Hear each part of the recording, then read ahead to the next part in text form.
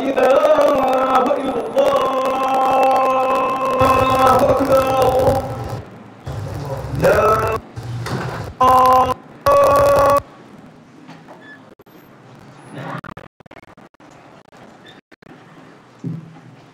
إن الحمد لله نحمده ونستعينه ونستهديه ونستغفره ونعوذ بالله من شرور أنفسنا ومن سيئات أعمالنا من يهده الله فلا مضل له ومن يضلل فلا هادي له وأشهد أن لا إله إلا الله وحده لا شريك له وأشهد أن محمدا عبده ورسوله اللهم صل وسلم وبارك على نبينا محمد وعلى آله وصحبه وسلم اللهم تسليما كثيرا أما بعد. All praise due to Allah and His praise and blessings and peace be upon our Prophet Muhammad sallallahu alaihi wasallam, his family, his companions, and his followers until the day of judgment. I bear witness that Allah is the only one worthy of worship, and Muhammad sallallahu alaihi wasallam is last and final messenger. My dear brothers and sisters, لقد جاءت كلمة الذرية في القرآن في 19 سورة في أكثر من 30 موضع من القرآن. The word ذرية was mentioned 32 times in the Quran. 19 different chapters, surahs. Now, basically, this points to the significance of that word. Basically, it has a great deal for Muslims. That's why Allah subhanahu wa ta'ala mentioned it several times. Dhurriya means offsprings, children, family. And usually when we address this topic, we look at it from the perspective of how important to provide for them, to take care of them, to protect them, to educate them. Understand that Nabi sallallahu alayhi wa sallam told us that we are responsible for our family. And Allah subhanahu wa ta'ala said it's our responsibility to protect them and to educate them.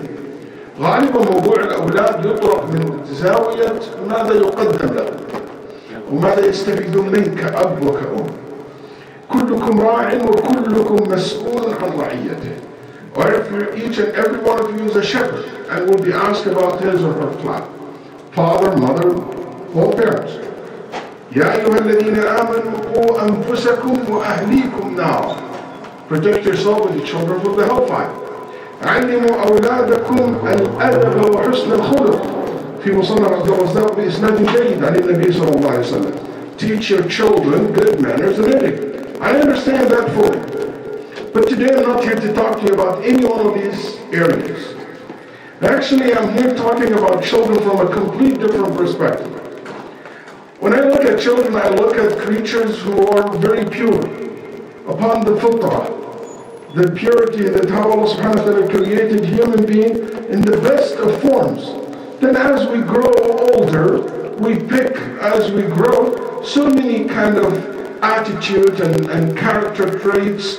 Some are good, some are bad, and change happens. قال النبي صلى الله عليه وسلم قال الله تعالى في حديث اليوم بحمار الطويل في صحيح مسلم قال خلقت عبادي حنفاء فاجتالتهم الشياطين. الحديث المشهور كل مولود يولد على الفطرة. So people are initially in the best of form, then after that they change. And that's actually one of the interpretations of لقد خلقنا الإنسان في أحسن تقويم. That person initially was created in the best of form. And anyway, what I would like you to look at your children today from the perspective of how can you learn from this beautiful character traits that Allah subhanahu wa ta'ala have put on them, and we as adults can learn from that. A friend said that his son was holding 2 apples. And he said, son, give me one of them. The son quickly took a bite from both. So the father said, Ya walad, sharing and caring, and then immediately ready to give him the lessons.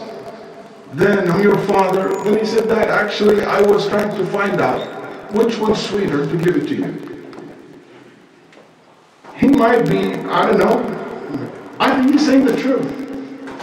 And his father said he was actually saying the truth, I can tell. But what I learned from that incident that I don't rush. Children have a lot to learn from. And here are some of the points that I always amazed by when I talk about kids. Number one, kids have an amazing character trait called perseverance. Perseverance is something so clear about children. They are goal-oriented. They never give up their goals. They always pursue their goals. They want to achieve what they want. One way it doesn't work, try another way, and so on, until they get what they want. عند الأطفال قدر عجيب من المصابرة لتحقيق الأهداف. It's amazing how they are so focused on what they want to get. All too often, us as adults, we have given up most of our dreams in the way. How old are you now? 60s, 70s? Maybe some older, some younger, 30s, 40s. Even as young as 30s, so many I've seen that they give up their dreams. Even I have met and taught and counseled people in their 20s, early 20s, and not only that they give up their dreams, they don't have goals. They don't have clarity of what they want to be or what they want to accomplish in life. Unfortunately, this is as simple as it is, but it is, in my opinion, one of the biggest problems that we're facing as a community, as an ummah in general, as a nation, and you name it. Those who don't have dreams are dead. Living people have dreams, have goals that they want to achieve, and they work hard to achieve it. Look at remember when you had all these goals that you want to accomplish? 2022, for example. We're about to start 2023. Oh, في آخر السنة إن شاء الله Ramadan I will do this. Where are all these goals gone? How much you accomplished from them? When you're young, you want to do that and you want to do that. I believe that unfortunately, for whatever reason, during your lifetime, you start giving up one after another until you live without a clarity of goals. Most of us here have one sports, that they like. Is it a basketball with the World Cup today, football or soccer, whatever we're going to call it, in the rise? I just want you to imagine a basketball game or a soccer game without goalies, without the goals, without that ring that you score. We just pass the ball to each other. What do you think? We will have an NBA? We will have a World Cup? We will have a famous sports? That would be the most boring sports ever. That's right? Just to pass the ball to each other when there's no goal. That's exactly, unfortunately, your life. It's the most boring life ever because there's no goals in it. There is nothing to score. There is nothing to achieve.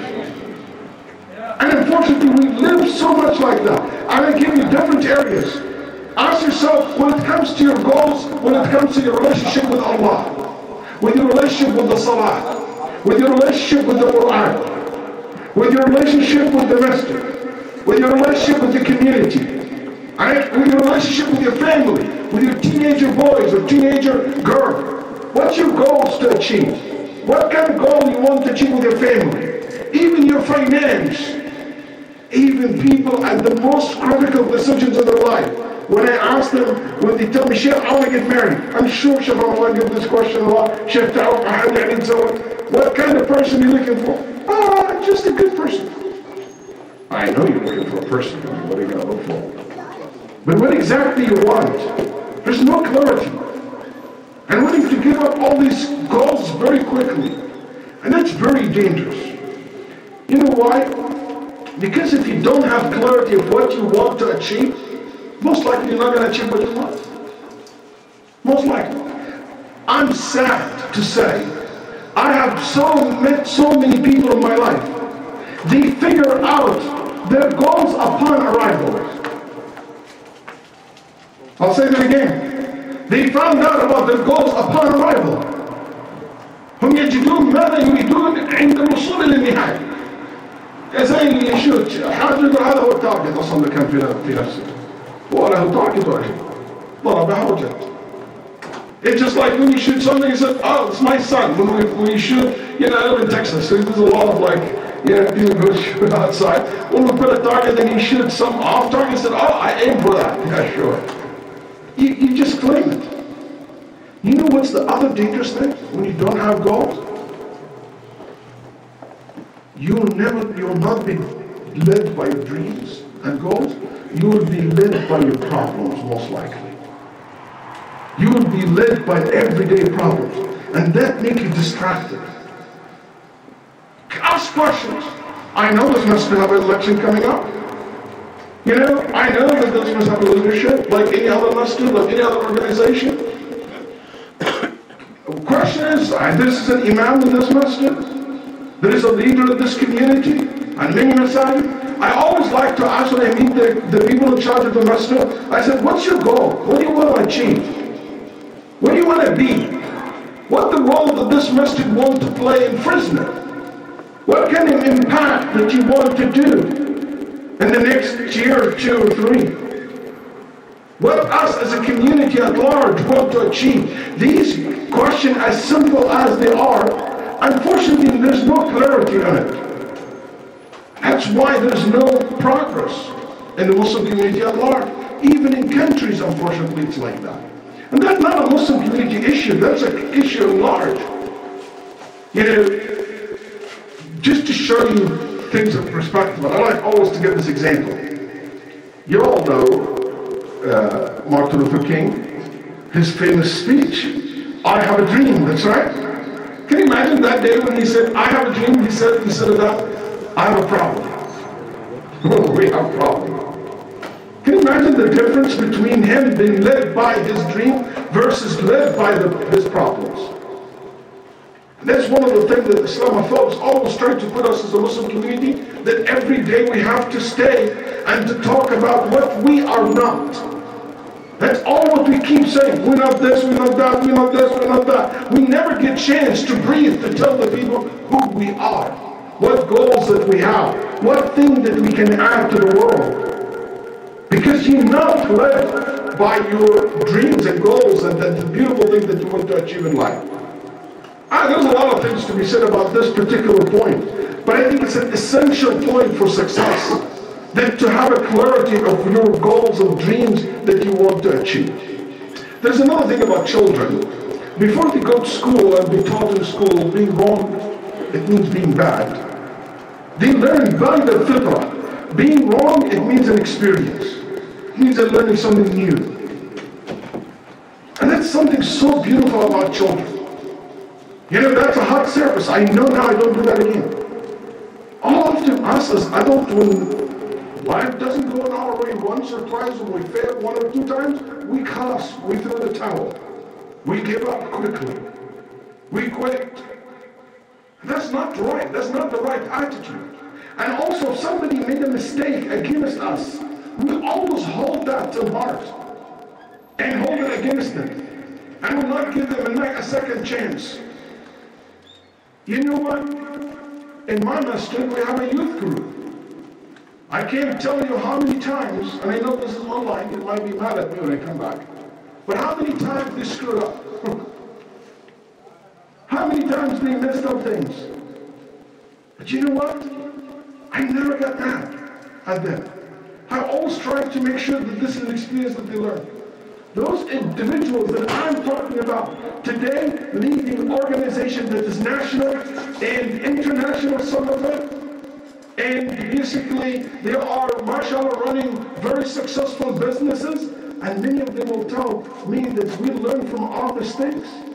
Because we found the mistakes that we did, it's an opportunity for us to grow. So I hope that you just don't give up in your marriage. Don't give up in your spouse because a mistake is done. Don't give up in your children and your parents because they messed it up 1 time or 2 or 3 or 10. Be always there to learn and to grow for your mistakes. Every human being makes mistakes. The best of them is who? Not the one who doesn't make a mistake, the one who repents to Allah and changes the course of his life. You know, I always like people who make mistakes and admit their mistakes than those fake people who have polished their exterior as a perfect people. I'm no perfect here. Everybody makes mistakes. Also, one thing that I love about children, that kids have this ability to adjust quickly. You know, when you move to a new house, the kids get to know the neighbors, get to know everything about the house before even they figure it out. You know, adjust to the new school, this is a beautiful thing. So often adults, especially when you go older, it became hard for you to adjust to the new situation. Harder and harder. It's very hard for some parents to understand, you know what, my daughter, she's not this little girl anymore. For my house, she's a married woman. She has her own life, and I have to respect that. Mom, I need to understand that this is my daughter. She's not the girl that's in my room. No, she's a mother now. I need to be back off. I need to step back and give her life. My son is not anymore a teenager boy. Your son is a college student. Your son is not an elementary school. He's a teenager. There's a completely different way of dealing with him, talking to him, showing respect to him. Adjusting to these changes in life is so essential to succeed. Kids succeed because they have this ability of them. But us as an adult, we have to know how to adjust. I have a person I know, he couldn't find a job. And I said, why? You have a PhD. He said, Sheikh, my PhD in one specific formula in chemistry, and there's nobody using it anymore. I said, Ya akhi, khalas, learn something new. You're a smart person. Adjust. Look for a new field. If us as a community, we have new challenges, new generations, new issues. If we don't know how to adjust, why are we keeping our principles, and I cannot emphasize enough on this, to deal with these changes and these new things, you know where we belong? We belong to Jurassic Park. We belong to museums. Those things that don't change are dead things. Living things always evolve, always grow, always change, all have the ability to adjust.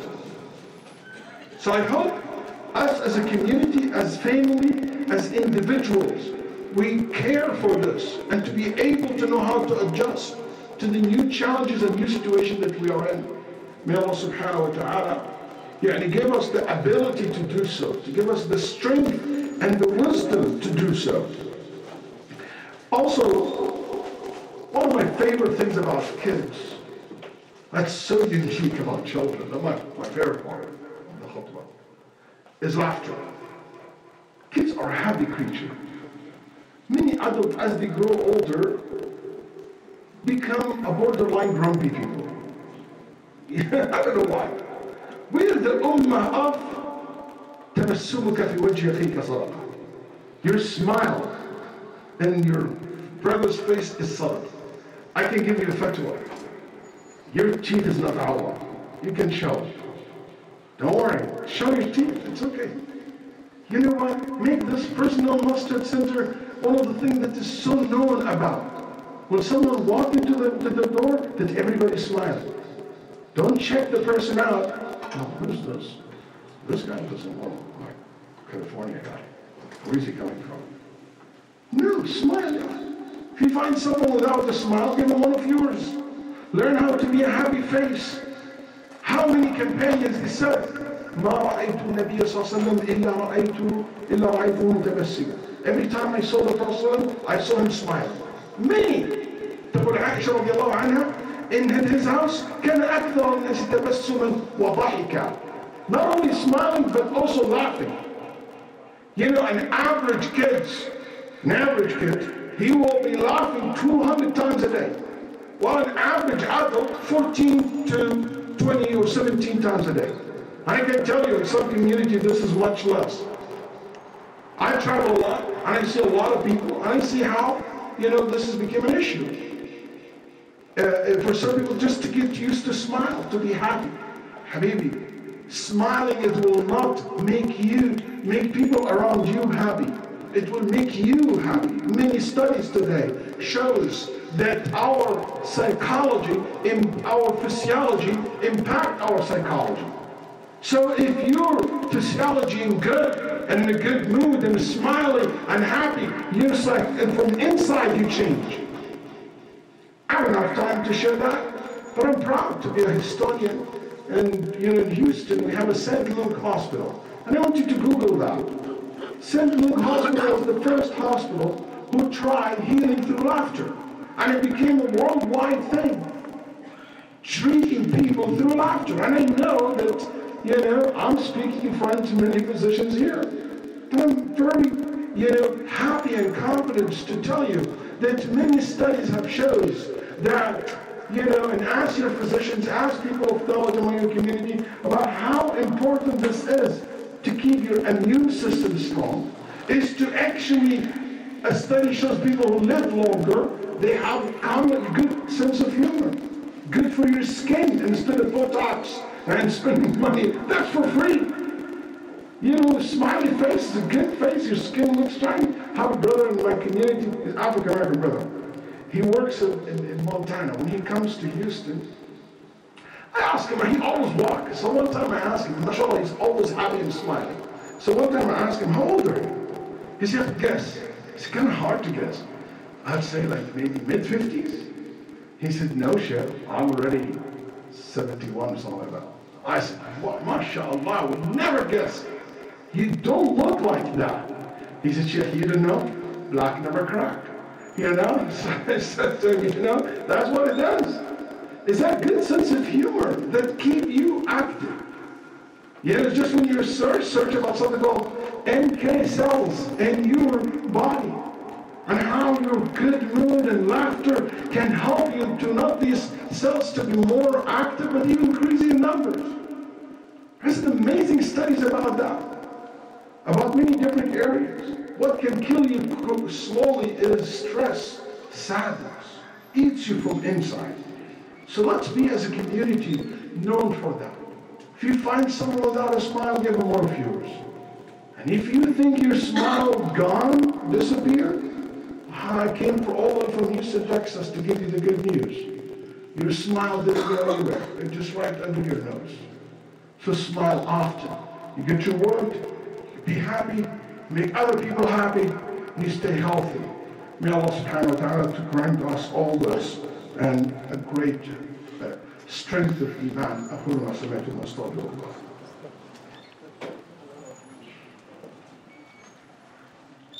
الحمد لله وحده والصلاة والسلام على من لا نبي بعده وبعد. My dear brothers and sisters, kids are known to be very active. الأولاد فيهم نشاط وحيوية وما شاء الله. They're always active. And that's something great to learn from. But unfortunately, these days, we have to watch out for this. Because these days, kids getting more weak, more lazy because of social media, being basically chained into tablets. Make sure that you watch. Don't let your kids lose that ability to be active. That day, one of the kids was telling me, oh, I said, which sports team did you play with in your high school? He said, oh, Chef, I'm in sports. I didn't get it in the beginning. Then later on, I found he was saying esports. I said, esports? He said, yeah, I'm like in the national team, like in the state level team in basketball. And finally, I got it. It's a basketball online team. It's not street sports. I said, get lost, kid. What esports? Get your fat, lazy body up and go to the court. Move around. Take a walk. Go play basketball. Go spring. Enjoy the weather. You know what? This is so important to keep that in kids, and also important for us as adults. Omar! My son's Omar. It's upstairs. Yeah, Omar! Yes, Mom. Come downstairs. He came all the way downstairs. Yes, Mom. I said, give me the remote control. What?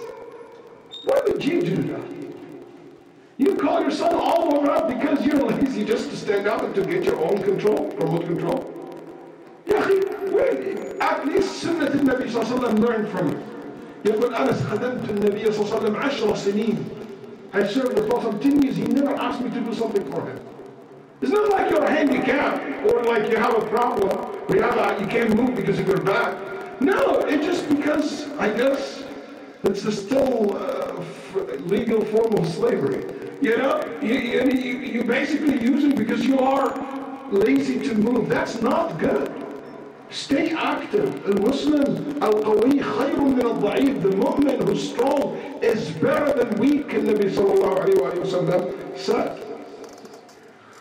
And finally, one of them that I want to say,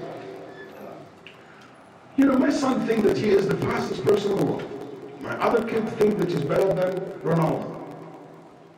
And, you know, the other girl should think, this girl should think, she's the most beautiful girl in the world. Her dress is the best dress ever. What that means, children have a high sense of confidence, self-confidence. That's a beautiful thing to have. It's not arrogance. You know, your confidence does not contradict humility. Humility is to think less about yourself, not less of yourself. That's what humility is about. That sense of confidence in Islam is a well-established concept called al-izzah. Al-izzah means power, strength, confidence. The mu'min should have that izzah in the sunnah of the Prophet ﷺ. Confidence that what the Prophet ﷺ said or did is good, is true. Confidence in Islam, confidence in the Quran, confidence in your deen. Confidence that does not come, by the way, necessarily from how much information you have. It's a character trait. Build your son and your daughters and build our community to make sure that this is a very trademark that we have that confidence in our deen. Confidence in our Islam, confidence in ourselves and our abilities. With a great deal of sense of humility as well, tawadu. And anyway, anytime I go with my kids, I will ask them, what did you learn today? They never fail me to tell me that we learned something new, which means that they're going to good school. That's something great about kids, that they keep growing their knowledge. And you know what? We as an adult, we should continue growing our knowledge. Imam Ahmad rahimahullah was seen holding papers and pen. يقول يا أحمد ما زلت مع المحضرة. يا أحمد, you're عالم now. You still gonna do that? Yeah, he said. قال مع المحضرة إلى المقبرة. I'll keep writing the hadith, I'll keep learning until I die. So many scholars. 2-3 days ago was an event, and I was telling people how Ibn Jawzi rahimahullah can يقول, me and my father, we used to go together to a sheikh to learn ilm al-qira'at. Ibn Jawzi father at that time, he was 90 years old. كان 90 سنة أبوه ويتعلم علم القراءات مع ابن Jawzi رحمه الله. So my dear brothers and sisters, that's also another thing. Don't waste. Ilm is not limited to kids or to certain age. Ilm is until the last day. قيل الحسن البصري أيحسن بالرجل 70 أن يطلب العلم؟ قال إن كان يحسن به أن يعيش. As long as you live, you should learn and grow your learning. May Allah subhanahu wa ta'ala to protect our children and protect us and to grant us the best of manners, the best of character traits. And I ask Allah subhanahu wa ta'ala to forgive our sins and to raise our level in Jannah and to forgive those who passed away among us and to give peace and tranquility and prosperity to the Muslims around the world, to bring peace to the world, to the whole entire world. And we ask Allah subhanahu wa ta'ala to bless this masjid and to bless the people of this masjid. Allah, and to bless this community at large. Allahumma ameen. اللهم إنا نسألك أن تغفر لنا ذنوبنا وأن ترحمنا وأن تعفو عنا وأن ترفع درجاتنا في العليين وأن تغفر لنا ما مضى من ذنوبنا يا أرحم الراحمين. اللهم يا حي يا قيوم تجاوز واغفر عما كان من تقصير في حقك، واكفل لنا وكلنا كفيلا يا ذا الجلال والإكرام فيما قصرنا فيه بيننا وبين عبادك. اللهم إنا نسألك يا حي يا قيوم أن نسألك الهدى والتقى والعفاف والغنى، وأن تؤتي نفوسنا تقواها، وأن تزكها أنت خير من زكاها، أنت وليها ومولاها. اللهم اغفر للمؤمنين والمؤمنات والمسلمين والمسلمات الأحياء منهم والأموات. اللهم ول علينا وعلى المسلمين خيارهم وابعد عنهم شرارهم، واجمع كلمتنا على الحق والهدى يا ذا الجلال والإكرام. انزل بركتك ورحمتك وعافيتك وغناك وفضلك علينا في هذا الجمع المبارك يا ذا الجلال والإكرام، وعلى هذا المسجد وهذه الجارية. اللهم إنا نسألك أن تقينا وأولادنا شر الفتن ما ظهر منها وما بطن. اللهم قنا وأولادنا شر الفتن ما ظهر منها وما بطن. اللهم عافي كل مبتلى واشف كل مريض، اشف كل مريض وعافي كل مبتلى، وارحم موتانا وموتى المسلمين جميعا، واغفر لوالدينا يا حي يا قيوم، وثبتنا على الإسلام والسنة ومسكنا بها حتى نموت وأنت راض عنا. وصل اللهم وسلم وبارك على نبينا محمد وعلى آله وصحبه وسلم.